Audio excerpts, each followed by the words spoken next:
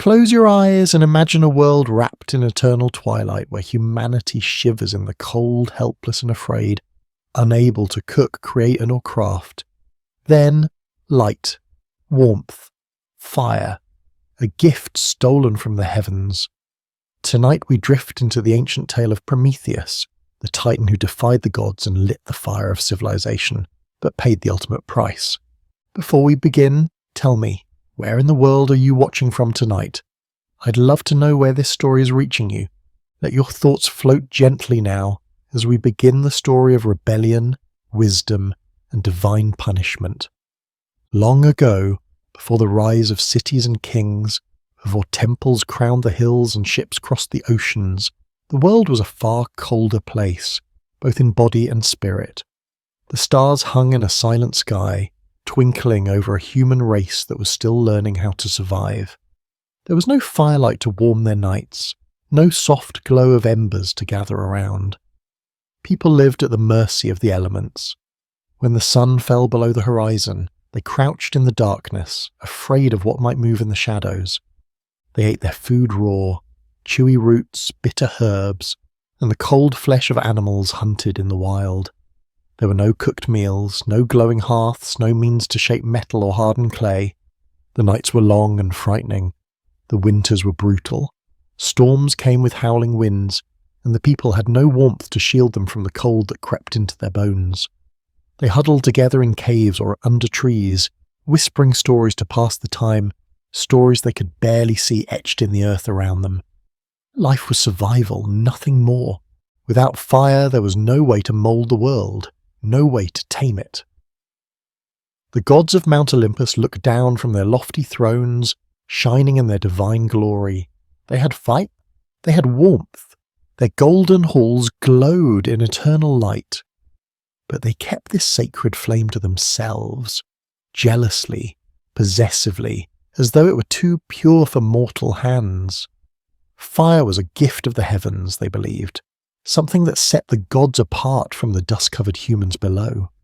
Zeus, the king of the gods, had made it clear, fire was forbidden to mankind. It was a matter of control. To keep humans weak, dependent, and obedient, they had to be denied this one divine tool, for with fire came power, the power to cook, to craft, to protect, and perhaps one day to rise.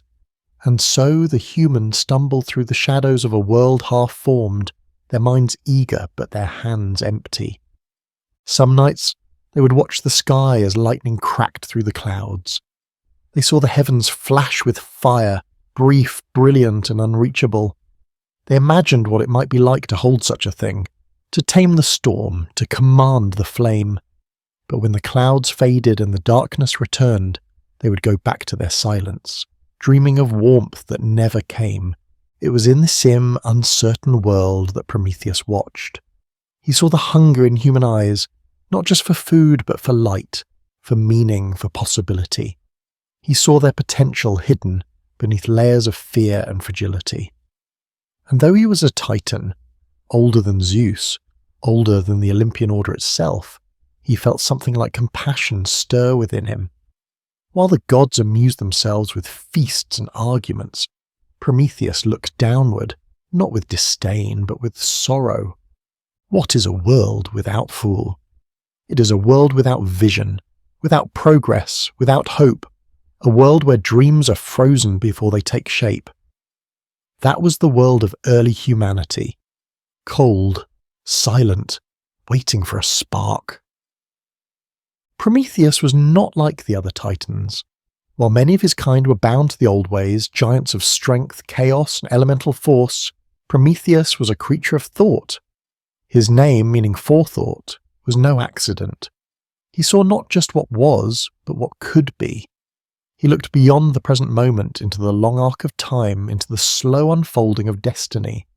And unlike his Titan brethren, who had been cast down after the great war with Zeus and the Olympians, Prometheus had chosen a different path. He had sided with the new gods, thinking perhaps that a more just world might rise in the ashes of the old. But the rule of Zeus was not built on kindness. It was built on fear, power, and control.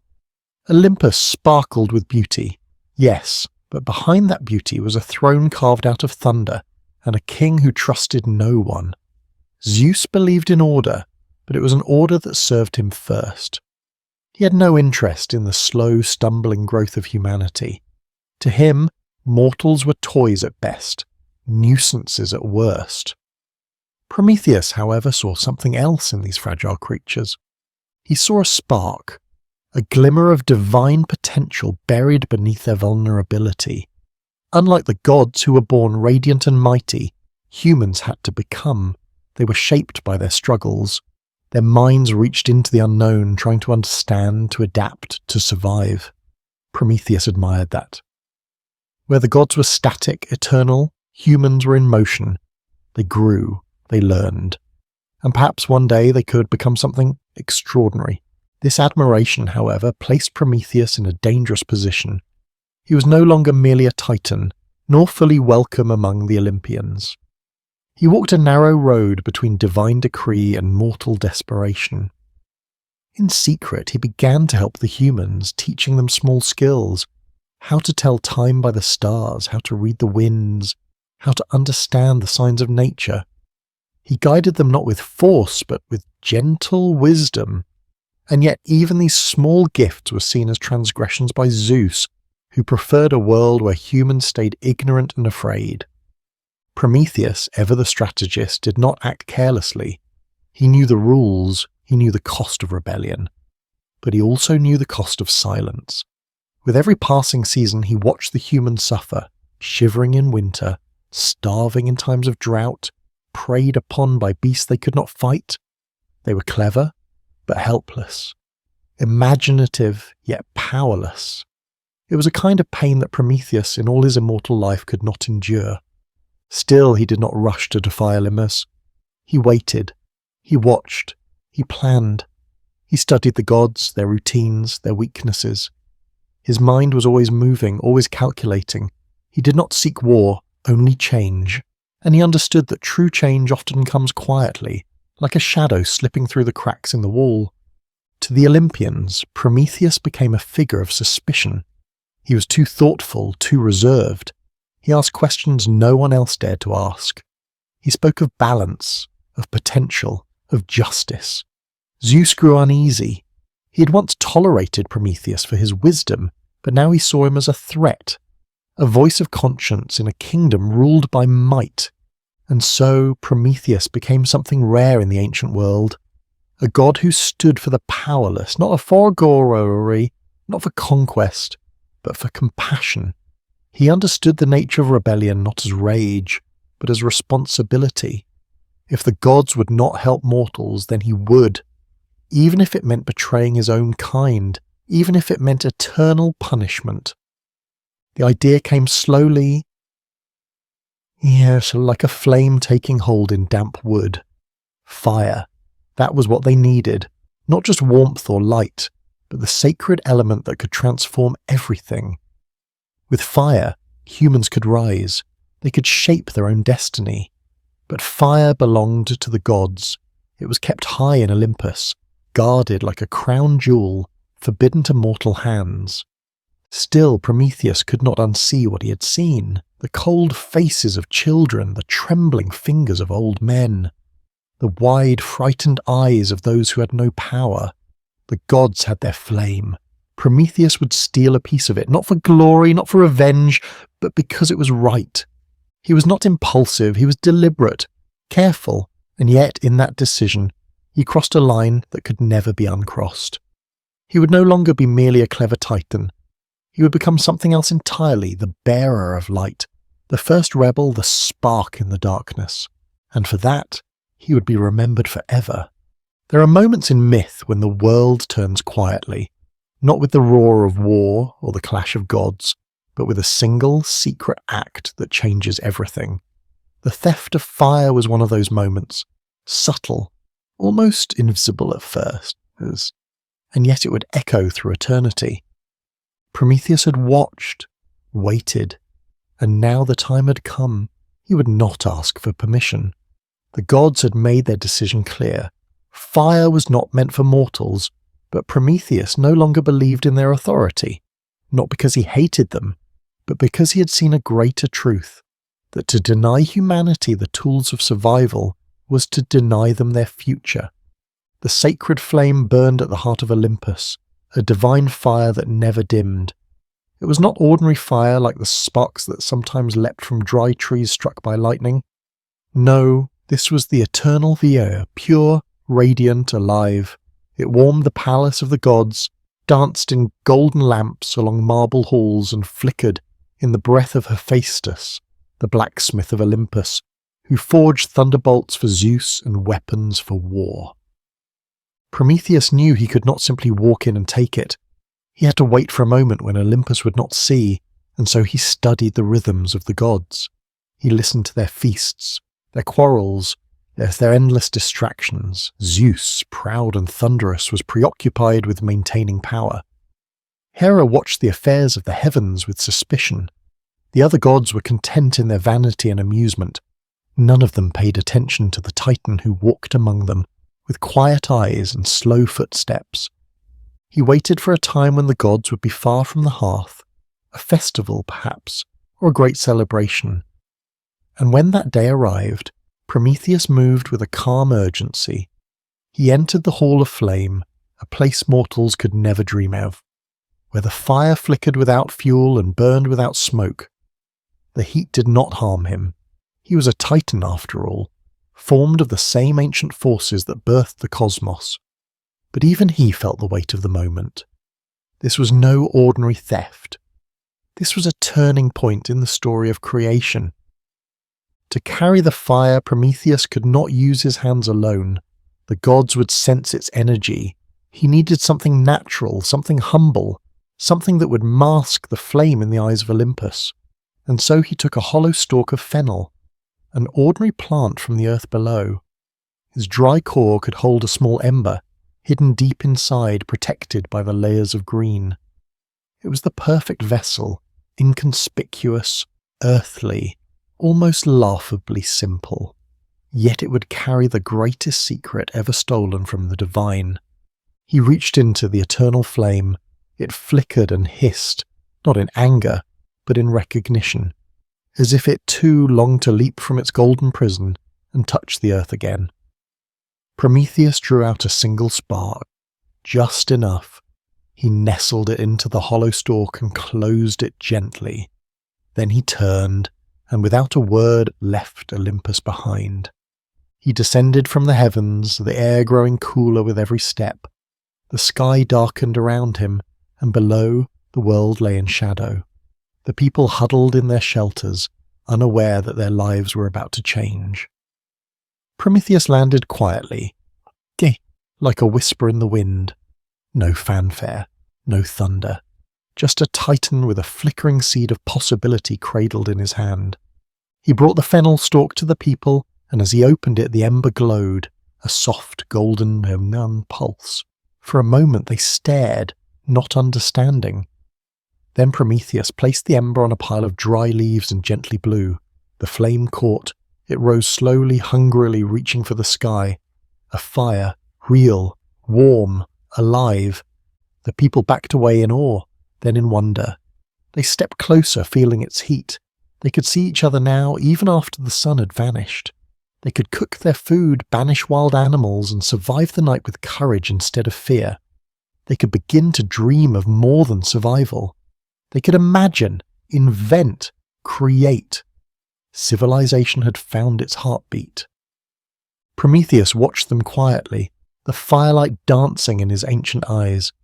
He had done what the gods would not. He had given humanity a chance, not safety, not certainty, but possibility. And he knew, even in that moment of triumph, that a price would come. The gods would notice, Zeus would rage, punishment would follow. But for now, there was only the crackling of the fire, the warmth on human skin, and the first real light the world had ever known. Prometheus did not stay to bask in their gratitude. He turned and walked into the shadows, leaving the fire behind, not to be worshipped, not to be remembered as a hero, but because he believed it was right. His gift was not just flame, it was defiance, it was hope, and hope, once lit, is not so easily extinguished. The moment the first flame touched the earth, something ancient and ancient began to shift. It was as though a great breath had been taken for the first time in human history. The crackling sound of fire echoed through valleys and forests where once only the wind and cries of animals had spoken. And in that sound was a kind of promise. Life would never be the same again. At first, the people approached the flame with caution. It was beautiful, but it danced and hissed like a living thing. It flickered in golden shades. Reaching towards the sky with restless fingers, it gave off warmth, light, and the strange illusion of comfort. Yet it could also burn, devour, destroy. But as Prometheus had known, humans are curious creatures. They learn quickly, especially when their survival is at stake. Slowly they began to understand it. They learned to feed it with dry leaves, with twigs, with the fallen limbs of trees. They discovered that it could be coaxed into life, that it responded to breath and careful tending. It was fragile and strong all at once. With time, it became a companion, one they gathered around as the cold nights returned. The gift of fire was not merely a tool, it was transformation. Now they could cook their food. The raw meat that once tore at their stomachs could be softened over the flame. The roots and bitter herbs they once chewed slowly and painfully became edible, even enjoyable. With fire, their food became nourishment, not just survival. They began to grow stronger, to live longer, to raise healthier children. Their bodies changed, but so did their minds. The darkness, once so thick and full of fear, began to retreat. They could see each other at night, see their children's faces, see the shapes of animals in the distance. Shadows still danced, but they were no longer terrifying mysteries. They were known, defined by the firelight. The fire gave them time, no longer forced to sleep at sunset. They could stay awake, tell stories, share knowledge. Around the fire, language grew richer. Myths were born, the beginnings of memory, and then invention. With fire, they learned to shape the earth. Clay hardened in the flames became pots, containers for water, for grain, for seeds. They could now store what they gathered. They were no longer trapped in the endless cycle of wandering and want. They could begin to settle, to build. Soon they discovered that certain stones changed in the fire. Copper gleamed from black rock. Gold softened. Fire was not just warmth, it was alchemy, a way to reshape the world. With it, they made tools, weapons, ornaments. They carved symbols and patterns, not just out of need, but out of wonder. Art began in the firelight. The hearth became the centre of life. Families gathered around it. Tribes formed around the largest flames. Where there had once been caves and hollow trees, now there were shelters, homes, and at the centre of each was the fire, protected like something sacred, passed from one generation to the next. In many places, it was never allowed to go out, a living flame, inherited. And as people gathered in greater numbers, something else began to emerge: identity. They were no longer isolated individuals struggling alone against nature. They were communities, bound by warmth, by shared stories, by light. Fire gave them time and safety. From those two gifts, all culture was born. The gods watched all of this, and they grew uneasy. Zeus, sitting high on his throne, saw the change and felt a chill, not from cold but from a loss of control. The fire was meant to remain in the heavens. It had been the symbol of divine power, something to remind mortals of their place. And now it flickered in 1,000 human hands, danced in villages and homes, warmed the bodies of creatures that were never meant to rise so far. It was not just the physical fire that troubled him, it was what it represented. Independence, progress, defiance. With fire, humans were no longer content to bow and beg. They had begun to dream, and dreams, Zeus knew, could be dangerous. Yet down on the earth, the people did not think of rebellion. They were too busy becoming. They built the first forges, the first kilns, the first smoke-filled huts. The scent of ash became familiar, comforting. Fire had entered their senses, their rituals, their thoughts. It flickered in the symbols they carved. In the dances they performed, in the prayers they began to whisper to mysterious forces beyond their understanding. They didn't know who had brought them the fire, not yet, but they knew it had come from above. Some said it was a gift, others a miracle. Still others believed it was a piece of the sun, stolen and given to them by a spirit who had seen their suffering. And in all these stories one thing was clear: the fire had changed them. Prometheus from a distance watched the world bloom. He saw homes rise where once there were only shelters. He saw children laughing in the firelight, stories passed down from parent to child. He saw metal take shape, walls rise, words written in clay. He saw a species no longer crawling in the mud but reaching toward the stars. He knew the gods would not forgive him, but in that moment, as he watched the flames ripple through a darkened land, he also knew it had been worth it. The world was no longer silent. It cracked, it roared, it burned. And through that fire, humanity had found its soul.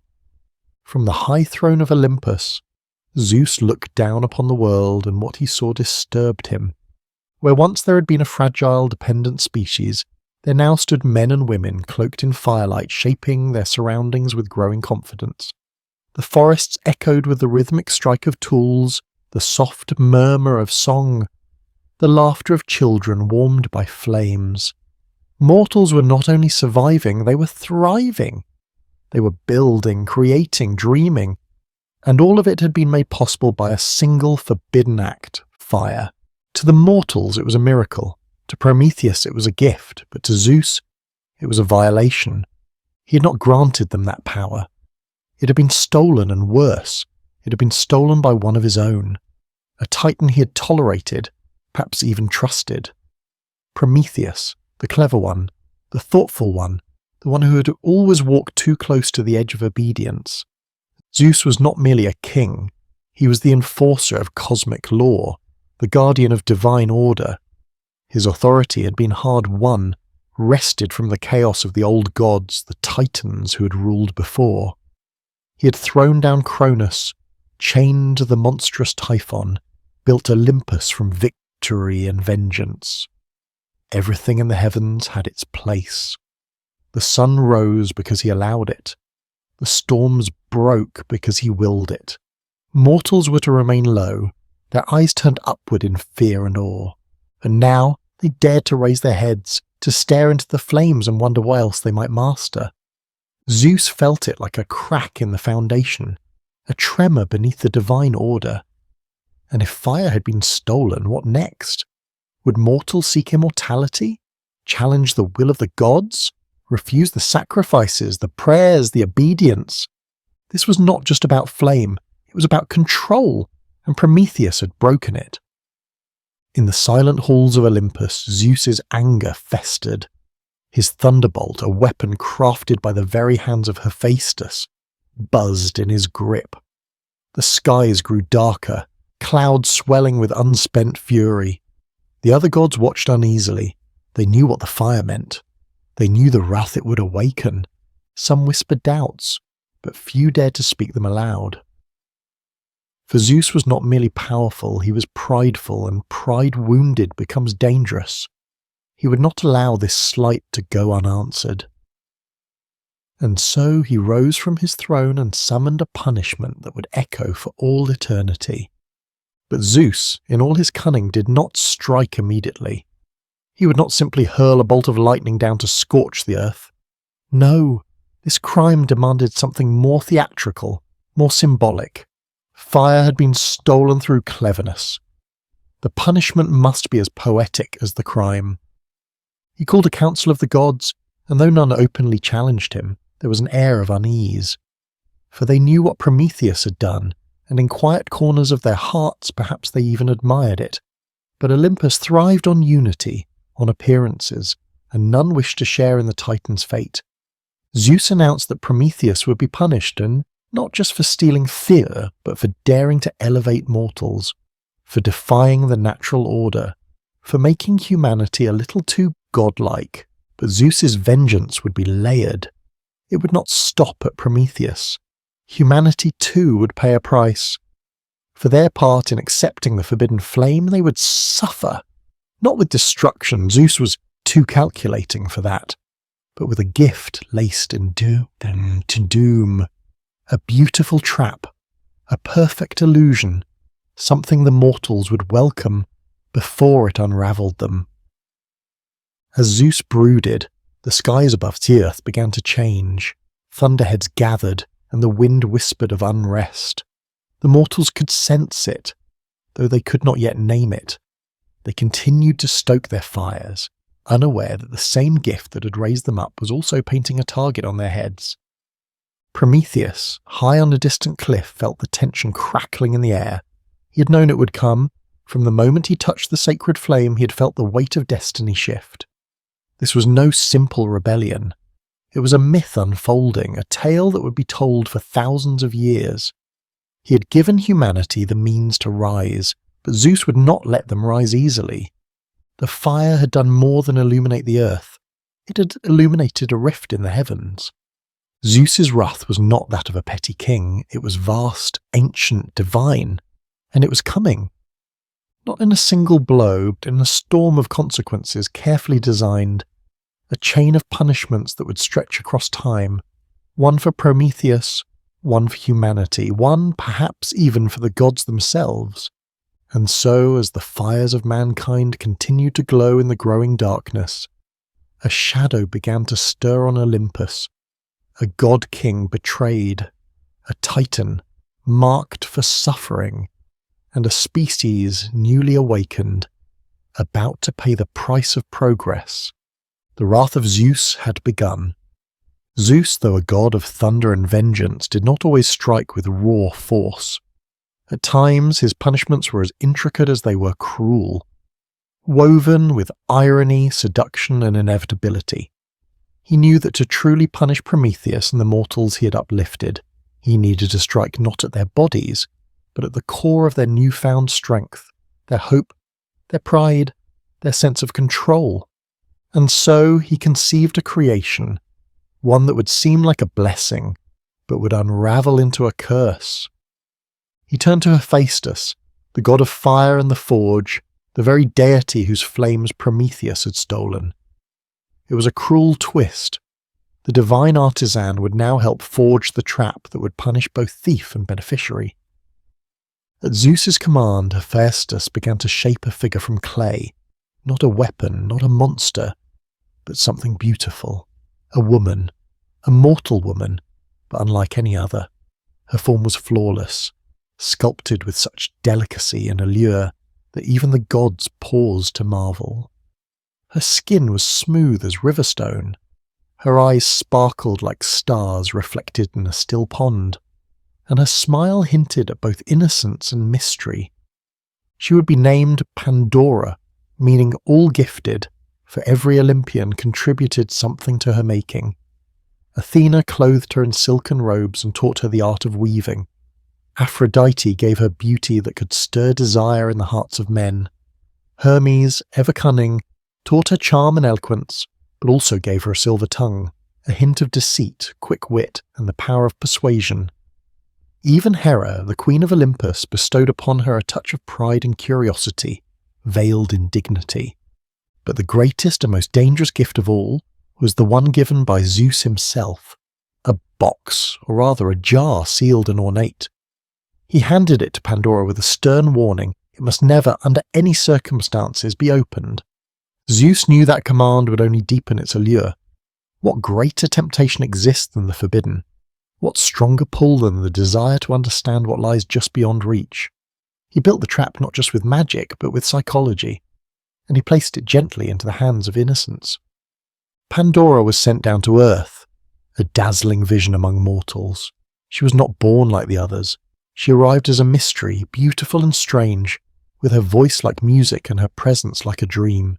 The people welcomed her with wonder. They had never seen such a being. And Pandora, for all her divine crafting, knew only that she had been created to live among them. She did not know her purpose, and she did not know the storm she carried in her arms. Prometheus, with his ever-watchful mind, had warned his brother Epimetheus, meaning afterthought, never to accept gifts from the gods. Zeus does not give without taking, he had said, and no gift comes without a shadow. But Prometheus, enchanted by Pandora's beauty and warmth, ignored the warning. He welcomed her with open arms. Love bloomed quickly, and for a time it seemed that peace had returned. The jar remained sealed. Its ornate lid glimmered in the firelight. Pandora often looked at it, traced its carvings with her fingers. It was beautiful, mysterious, and haunting. She had been told not to open it, and yet no one could tell her why. What was inside? Why give her something so wondrous only to forbid her from discovering its contents? The question lived in her like a whisper. Day after day it grew louder. She tried to distract herself, by weaving, by tending the fire, by walking beneath the stars. But her thoughts always returned to the jar. What if it contained more gifts? What if it held the secret to her origins? What if Zeus had placed something divine inside, meant for her alone? Curiosity is not evil. It is human. It is perhaps the very trait that connects mortals to the divine. And so one evening, when the air was still and the world seemed to be listening, Pandora approached the jar. She touched the lid. Her heart raced. Her hands trembled. She hesitated, but only for a moment. Then she opened it. In an instant, the air grew cold. From the jar burst a swarm of dark forces, invisible yet terrible. They screamed as they escaped. Sorrows, illnesses, misfortunes, jealousies, despair. Sickness poured into the world. Hunger spread. Anger crept into human hearts. Wars kindled. Grief took root. Pandora, horrified, slammed the lid shut. But it was too late. The world had changed. The golden peace that had once seemed possible, that fire had helped to inspire, was now tainted by suffering. Mankind, who had just begun to rise, was now burdened by 1,000 invisible weights. She fell to her knees, trembling, tears in her eyes. What had she done? And then a sound, a soft flutter. Not all had escaped. One final spirit remained inside the jar, small and glowing, a tiny radiant force that quivered but did not flee. It was hope. In Zeus's vengeance he had left a flicker of light. Some say it was a final cruelty, giving mortals just enough hope to keep enduring their pain. Others say it was a mercy, hidden beneath the punishment. For without hope, suffering becomes unbearable. But with it, people continue. They rise again. Pandora sealed the jar, cradling it like a child. She had been the instrument of Zeus's wrath, but also, unknowingly, the bearer of humanity's last defense. For though the world now held pain, it also held the promise of healing. Prometheus, from his lonely perch, understood what had happened. He saw the suffering that spread, but also the fire that still burned, and he knew Zeus's punishment was only beginning.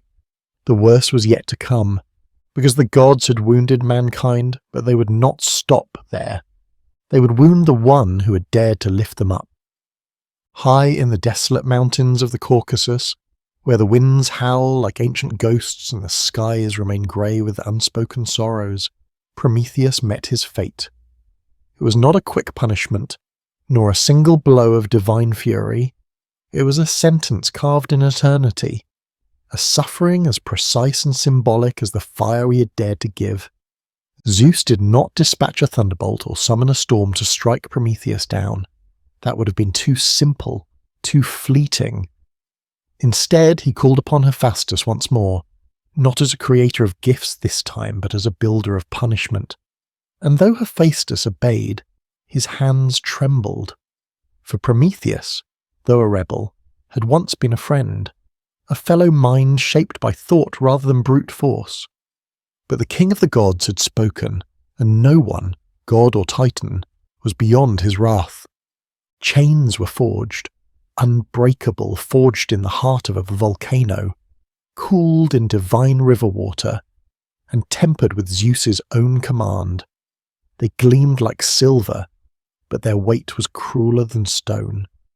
Hephaestus, with downcast eyes, brought them to the cliff where Prometheus would be bound. Prometheus made no attempt to flee. He did not beg. He did not plead for mercy. He stood tall, even as Hephaestus and 2 silent servants of Zeus approached. His eyes, ancient and calm, met theirs with a look that defied defeat. This was not a prisoner. They were chaining a teacher, a protector, a rebel with fire still burning in his soul. They led him to the edge of the world, where the rocks jutted out into the sky like the bones of the earth, and the wind never ceased its mournful song. There, Hephaestus drove iron spikes through Prometheus's wrists and ankles, fixing him to the rock face. The chains coiled around his body, locking him in place. There was no shelter, no reprieve. He would hang there, exposed to the elements, above the great void, unable to move, unable to sleep, unable to die. Then came the final part of the punishment, the most terrible of all. Zeus sent an eagle, a monstrous creature of divine origin. Its wings were vast, shadowing the mountain with each pass. Its eyes gleamed with hunger, and its beak was sharp as the blade of a sword. Each day, without fail, the eagle descended upon Prometheus and tore into his side, feasting on his liver. The agony was unspeakable. The eagle devoured his flesh while he screamed against the endless sky. Blood stained the rocks, and his cries echoed into the valleys below where no one dared approach. But Prometheus could not die. This was the essence of the punishment. Each night the wounds would heal, his body, immortal by nature, would regenerate what had been lost, and the next day the eagle would return over and over, day after day, century after century. No fire could warm him, no rain could cleanse him, no prayer would release him. Prometheus suffered not only in flesh, but in spirit. For while his body endured unspeakable torment, his mind was forced to watch the world from afar. He saw humanity struggle through the pains unleashed by Pandora's jar. He saw their joy and progress, yes, but also their grief, their losses, their betrayals. He had hoped to help them ascend, but they were now caught in a web of sorrow. And yet, they survived. They adapted. They endured. In his suffering, Prometheus became something greater than a titan. He became a symbol, a martyr for knowledge, a guardian of the flame, a voice that cried out across time that to love humanity was to suffer with them, not to rule over them. The gods sometimes came to look upon him. Some did so with cold satisfaction, others with unease, unsure if Zeus's punishment was justice or cruelty. Hermes once visited, sent by Zeus to offer a choice: submit and be freed. Reveal a secret Zeus feared, a prophecy about a child who would one day overthrow him. But Prometheus, despite his agony, said nothing. He would not trade his silence, even to end his torment. For he knew some truths must be protected, and some battles, though unseen, are worth every wound. And so he remained, chained in the sky, a sentinel of rebellion. Storms came, winters passed, empires rose and fell, but the eagle always returned, and the fire of Prometheus's spirit never dimmed. Legends whispered that he would one day be freed, not by the gods, but by a hero. A mortal son of Zeus, born far in the future, destined to climb the mountain and break the chains. But until that day, Prometheus endured. He endured because he believed the suffering of one could mean the freedom of many. He endured because he had seen what humanity could become. He endured because he had chosen love over obedience. And in that endurance he became immortal in a way even the gods could not understand. When Pandora opened the jar and the spirits of sorrow and ruin escaped into the world, it was as though the sky itself had darkened. Humanity, still glowing in the afterlight of Prometheus's fire, now found itself under a new shadow, a cold, invisible fog that settled over the hearts of all people. It did not come all at once like a storm, but gradually, like a slow poison. At first there was confusion. The illnesses had no name, but they spread. People who once laughed easily found themselves quiet. Hunger struck not only the body, but also the soul. Jealousy grew between friends. Suspicion broke bonds between lovers. The fire Prometheus had gifted still burned, but it no longer brought only warmth. It illuminated the suffering that now lived in every village, every home. With the opening of that jar, pain became part of the human story. Death, which had once been a quiet, distant mystery, now became a presence that walked among the people. It took the old, yes, but now it also claimed the young. Misfortune struck randomly. Families were torn apart by accidents, plagues, misunderstandings, and worse than the physical pain was the emotional weight that crept in.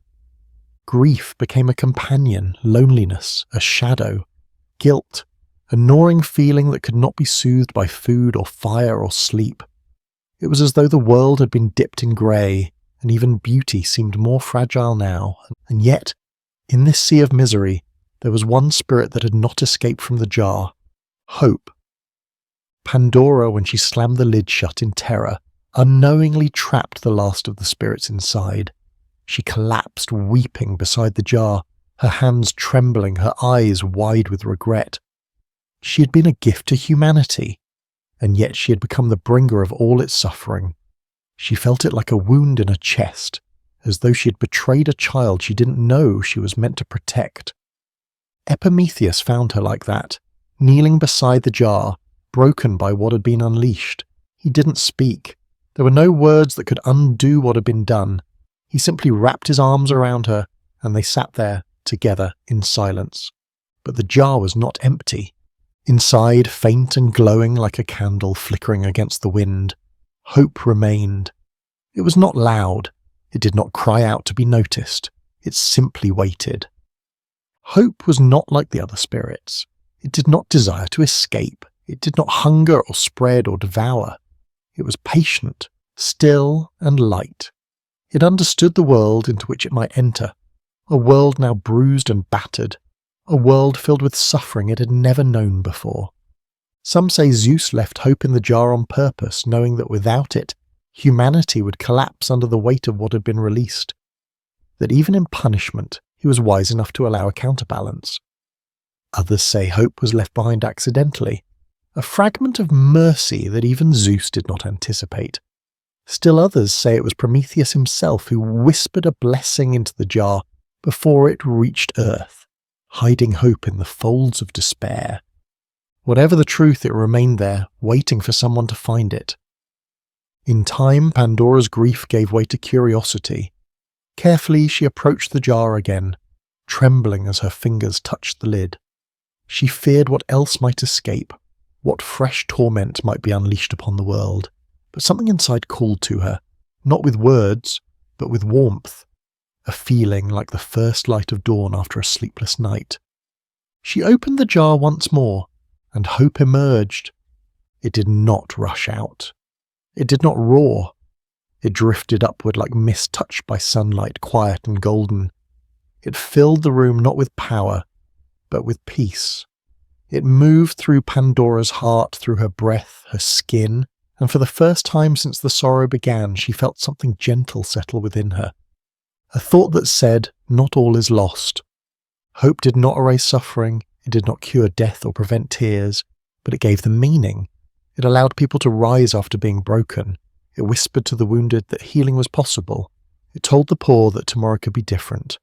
It urged the sick to hold on, the grieving to remember love, the weary to try once more. And unlike the other spirits, hope did not belong to the gods. Once released, it found a home in every human soul. It rooted itself in songs, in lullabies, in prayers whispered under breath. It became the heartbeat of resistance, the fuel of dreamers, the light inside stories passed from mother to child beside the fire. Because of hope, people continued to build. Even after earthquakes flattened cities, they rebuilt. Even after droughts withered crops, they planted again. Even when war shattered families, new generations rose and tried for peace. Hope gave humans the courage to reach towards stars they would never touch, to love, knowing love could end, to create art, knowing it could be forgotten, to fight for justice, knowing the world would always be imperfect. And so, in a strange twist of fate, the jar that unleashed suffering also gave birth to resilience. The same act that nearly destroyed the world also preserved the spirit that would keep it alive. Pandora, once a figure of shame, became something more. In some stories she is cursed, in others she is revered. But in all of them she becomes the guardian of hope, the one who opened the door to pain, but also the one who protected the one thing that could survive it.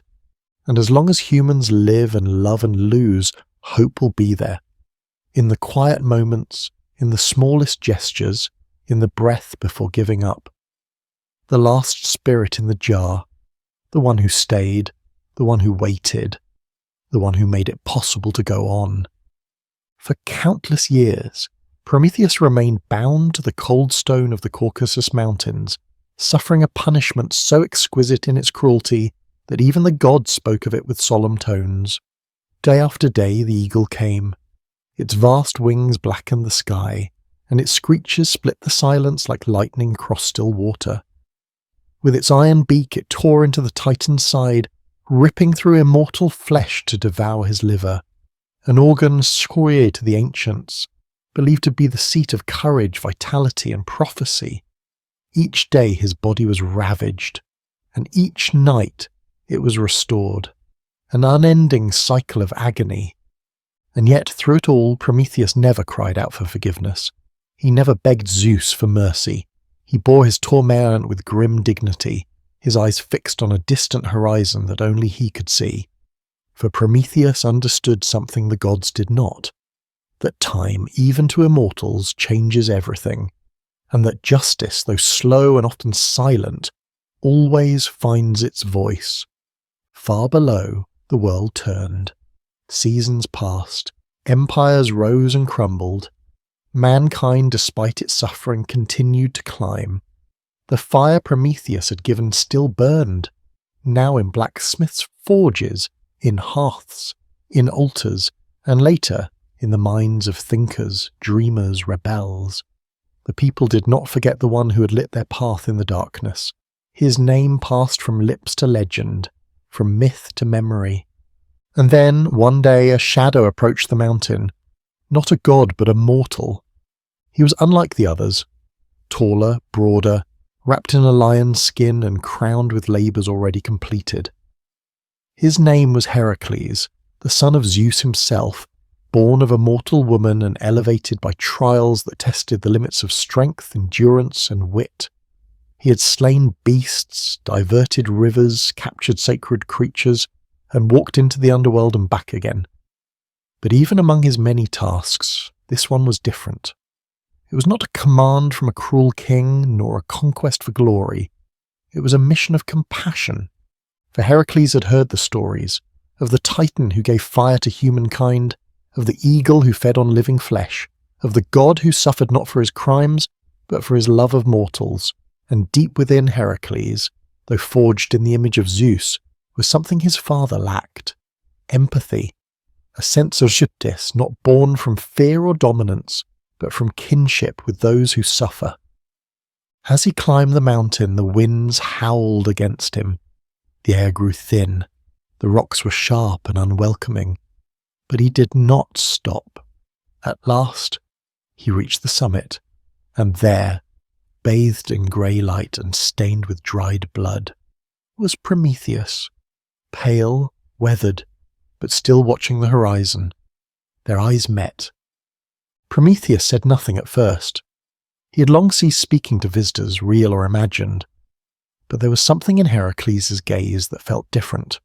Not pity, not awe, but recognition.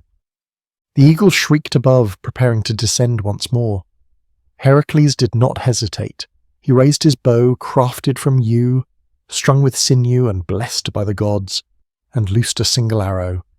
The sky split with a cry as the eagle fell.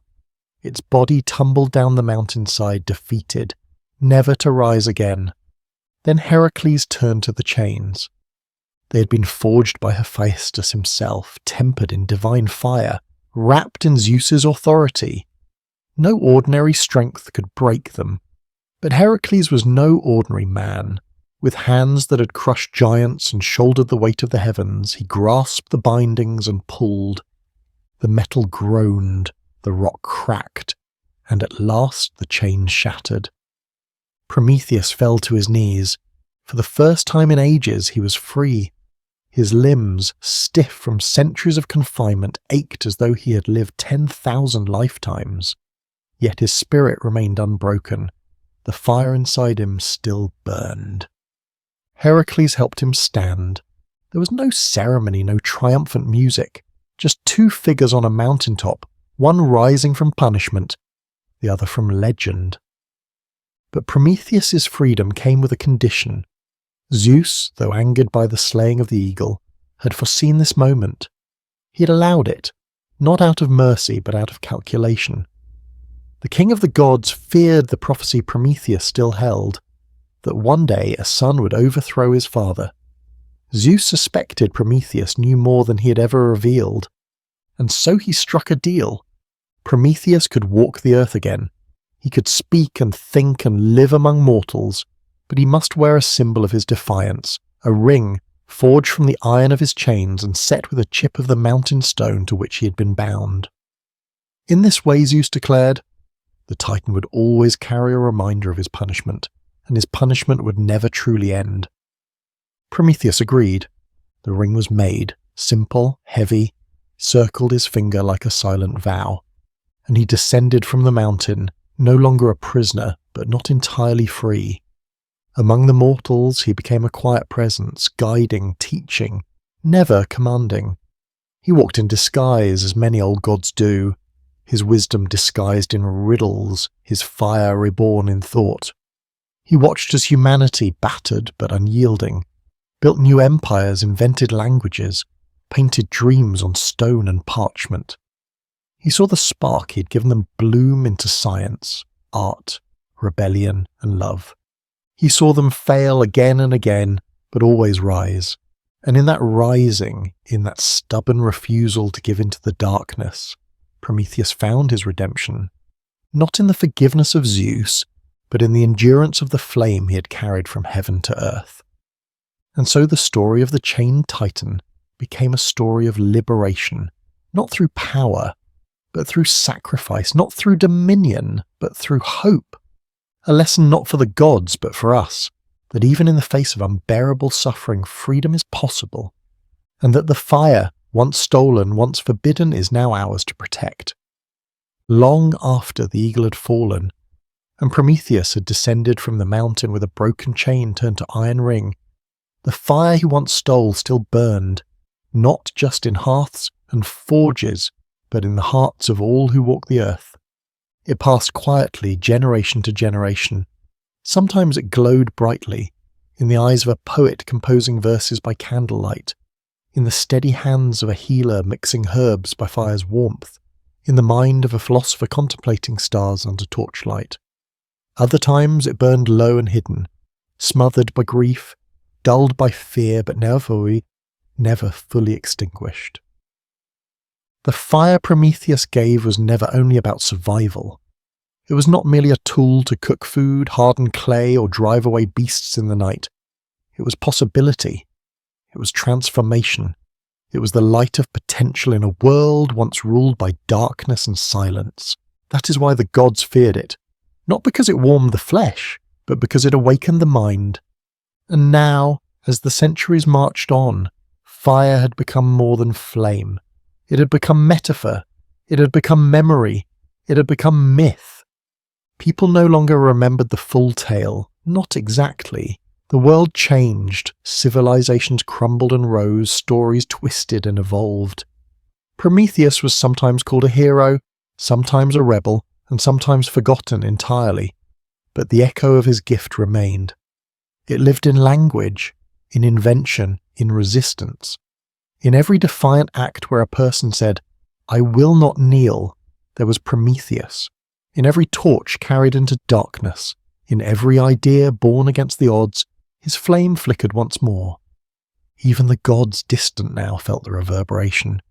Zeus, once towering in wrath, no longer commanded the same awe. The temples built in his honour fell into ruin, overtaken by vines and time. Mortals had learned to pray in different ways, some to new gods, others not at all. And yet, in those quiet moments of wonder, gazing at the stars, asking why we suffer, why we dream, why we reach for things we can barely understand, the spirit of Prometheus stirred again. What he did was never undone. That is the nature of true rebellion. It carves a new path through the world. Even when buried, it leaves a mark. His punishment was great, yes, but so was his impact. Zeus's vengeance had lasted centuries, but Prometheus's fire would last as long as memory itself. And the irony, as it often is in myths, was exquisite. Zeus had wanted to punish humans, to humble them, yet the very act of burdening them with pain had sharpened their spirit.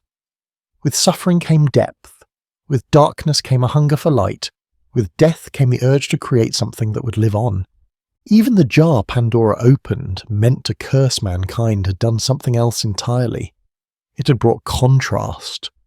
Before, humanity had no name for joy, because they had not tasted sorrow. They had no longing for peace, because they had not known conflict. But now they felt deeply. They wrote, sang, and cried. They loved more fiercely because they knew what it meant to lose. And at the bottom of it all, hope remained.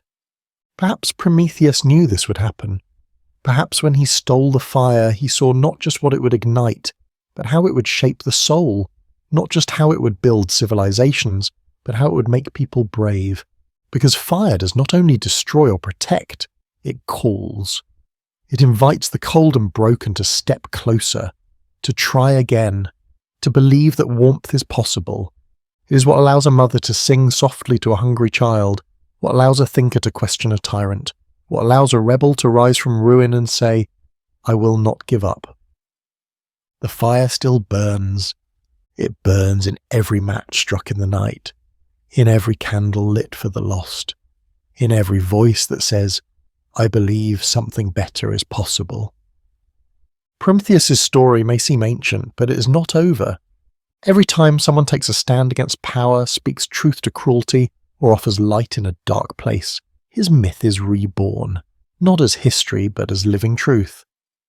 He was chained for giving us the fire. Now we carry it. The question is no longer, why was Prometheus punished? The question is, what will we do with the fire he gave us? Will we use it to destroy as some feared, or to create, to remember, to build a world where no one is left in the cold? That choice now is ours, and somewhere, in the winds that rush over forgotten mountains, a whisper remains, a voice older than memory, softer than flame. Guard the fire, honour the gift, and never forget who lit it first.